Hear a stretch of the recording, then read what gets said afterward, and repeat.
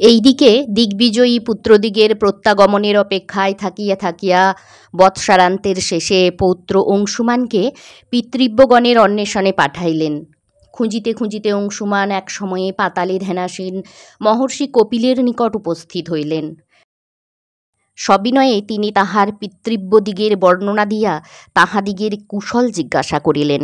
মুনির প্রত্যুত্তরে তিনি অত্যন্ত ব্যথিত হইয়া তাহাদিগের উদ্ধারের উপায় সম্পর্কে সুপরামর্শ চাহিলে মুনি তাহাকে বলিলেন, যদি এই স্থান দিয়া পবিত্র গঙ্গার ধারা প্রবাহিত করিতে পারো, তাহা হইলে ওই ধারার স্পর্শে তোমাদিগের বংশ উদ্ধার হইবে। অংশুমান পুনর্বার অভিবাদন জ্ঞাপন করিয়া পিতামহের রাজ্যে প্রত্যাবর্তন করিলেন এবং পিতামহ সগরকে সকল কাহিনী সবিস্তারে বর্ণনা করিলেন। একদা গোলকাধিপতি নারায়ণ লক্ষ্মীদেবী পরিবিষ্ট হইয়া পরম সুখে বসিয়া আছেন। এমন সময় সেখানে নারায়ণের গুণ কীর্তন করিতে করিতে মহাদেব উপস্থিত হইলেন। মহাদেবের গানে মুগ্ধ হইয়া বিষ্ণু অত্যন্ত বিচলিত এবং বিগলিত হইয়া পড়িলেন। বিষ্ণুর সেই বিগলিত অবস্থা হইতে গঙ্গা সৃষ্টি হইল। এই গঙ্গার পবিত্র স্পর্শে মুক্তি পাইবে মহর্ষি কপিলের ক্রোধাগ্নিতে ভস্মীভূত সগর রাজার ৬০ সহস্র পুত্র। সগর প্রতিজ্ঞাবদ্ধ হইলেন যে যেমন করিয়া হোক ওই গঙ্গাকে তিনি মর্তলোকে আনয়ন করিবেন। ইহারি নিমিত্ত তিনি ধ্যান করিতে বসিলেন। অবশেষে তপস্যারত অবস্থায় তিনি মনুষ্যদেহ পরিত্যাগ করিয়া ব্রহ্মলোকে গমন করিলেন। তথাপি গঙ্গা মর্তে আসিবার কোনরূপ লক্ষণ দেখাইলেন না। একইভাবে পূর্বপুরুষগণের উদ্ধারকল্পে অংশুমানও রাজা সগরকে অনুসরণ করিয়া দেহান্তর ঘটাইলেন। তথাপিও গঙ্গা অবিচলিতা অচঞ্চলা।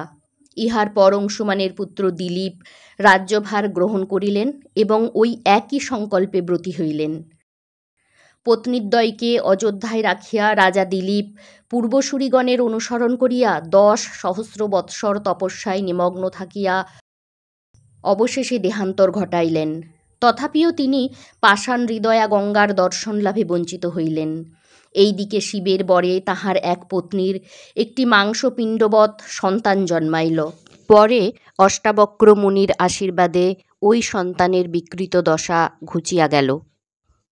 মাতার নিকট হইতে বাল্য বয়সেই বিদায় লইয়া ভগীরথ গঙ্গাকে মর্তে প্রবাহিত করিবার সংকল্পে ব্রতী হইলেন। তিনি প্রথমে বশিষ্ঠ মুনির নিকট দীক্ষা গ্রহণ করিয়া ইন্দ্রের তপস্যায় মগ্ন হইলেন। ইন্দ্রদেব ভগীরথের তপস্যায় মুগ্ধ হইয়া তাহাকে মহাদেবের তপস্যায় নিমগ্ন হইতে বলিলেন। ইন্দ্রের পরামর্শ অনুযায়ী তিনি কৈলাসে মহাদেবের তপস্যায় নিযুক্ত হইলেন। মহাদেব ভগীরথের তপস্যায় সন্তুষ্ট হইয়া গোলকে বিষ্ণুর তপস্যা করিবার সুপরামর্শ দিলেন। তিনি বিষ্ণুর ধ্যানে গোলকে গমন করিলেন। তথায় তিনি বিষ্ণুকে তপস্যার প্রভাবে সন্তুষ্ট করিলে গোলকাধিপতি তাহাকে বর দিতে চাহিলেন। ভগীরথ বিষ্ণুকে আপন অভিপ্রায় নিবেদন করিয়া গঙ্গাকে মর্তলোকে প্রবাহিত করিবার বর প্রার্থনা করিলেন।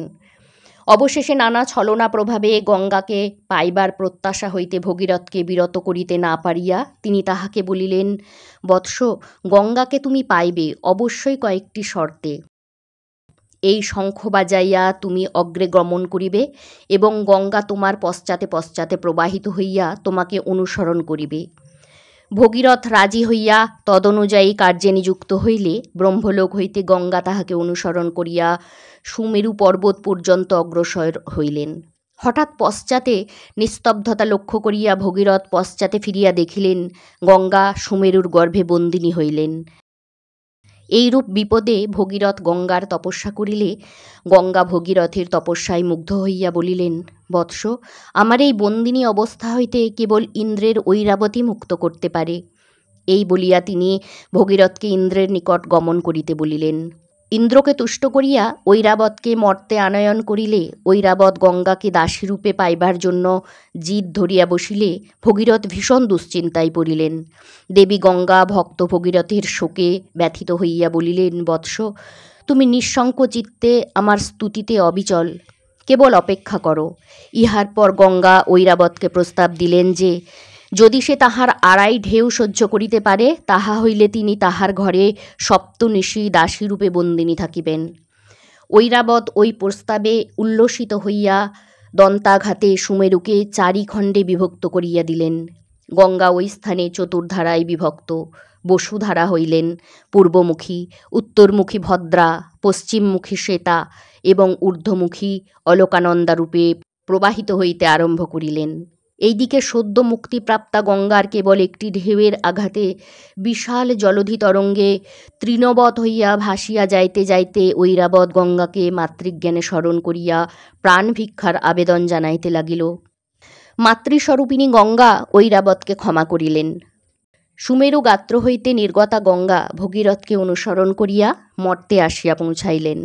ধরণী গঙ্গার তরঙ্গাভিঘাতে কাতর হইয়া তাহার কৃপা ভিক্ষা চাহিলে তিনি পাতালে প্রবাহিত হইতে চাহিলেন। অনন্যপায় ভগীরথ অগত্যা গঙ্গার উপদেশ প্রার্থনা করিলে তিনি তাহাকে বলিলেন, যদি শিব আমার তরঙ্গবেগ সহ্য করিতে পারেন, তাহা হইলে আমি পুনরায় ধরণীর বুকে প্রবাহিত হইব। ইহা শুনিয়া ভগীরথ শিবকে তপস্যায় তুষ্ট করিলে তিনি পঞ্চশিরে গঙ্গাকে ধারণ করিলেন।